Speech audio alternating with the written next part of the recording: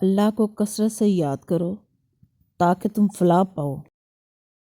اللہ پسند کرتا ہے بہت توبہ کرنے والوں کو۔ حضرت ابوبکر صدیق رضی اللہ تعالیٰ عنہ فرماتے ہیں، یعنی جو شخص قبر میں توشہ نیک اعمال کے بغیر داخل ہوا، اس کی مثال اس شخص کی طرح ہے جو سمندر میں کشتی کے بغیر داخل ہو جائے۔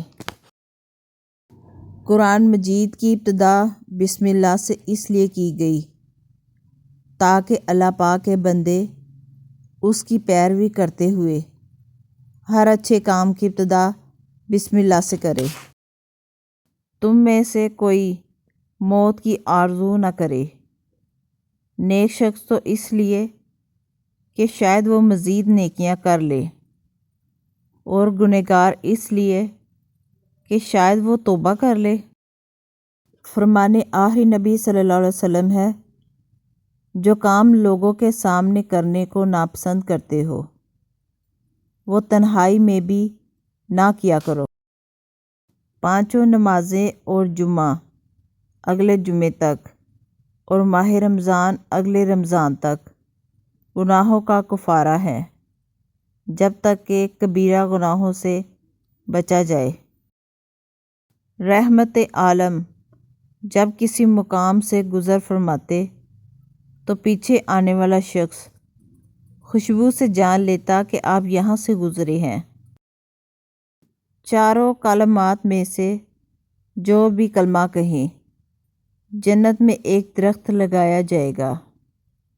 سبحان اللہ، الحمدللہ، لا الہ الا اللہ، اللہ اکبر۔ قرآن پاک وہ نور ہے جو زندگی کے اندھیروں میں روشنی دکھاتا ہے۔ اظہار عشق سے تو خدا بھی نہ رہ سکا، تعریف حسن محمد میں سارا قرآن لکھ دیا۔ اور وہی ایک اللہ آسمانوں میں بھی ہے اور زمین میں بھی، تمہاری ظاہر اور چھپے سب حال جانتا ہے، اور جانتا ہے جو کچھ تم کرتے ہو۔ نبی کریم صلی اللہ علیہ وسلم نے پہلا جمعہ اس مسجد میں پڑھا تھا، اس لیے اس مسجد کا نام مسجد جمعہ ہے۔ تم نجات کی امید رکھتے ہو مگر اس کے راستوں پر نہیں چلتے، یقیناً کشتی خشکی پر نہیں چلتی۔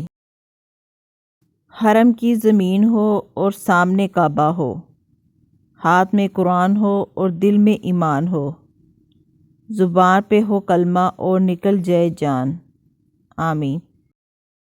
آپ صلی اللہ علیہ وسلم نے ارشاد فرمایا، ایک مسلمان دوسرے مسلمان کے لیے عمارت کی مانند ہے، جس کی ایک اینٹ دوسری اینٹ کو مضبوط کرتی ہے۔ کوئی شک نہیں کہ زندگی تھکا دینے والی چیز ہے، اور جب آپ تھک چکے ہو تو اپنے پروردگار کو یاد کریں۔ وہ رب کن کہتا ہے اور تمہارے آنسو سکون بن جاتے ہیں۔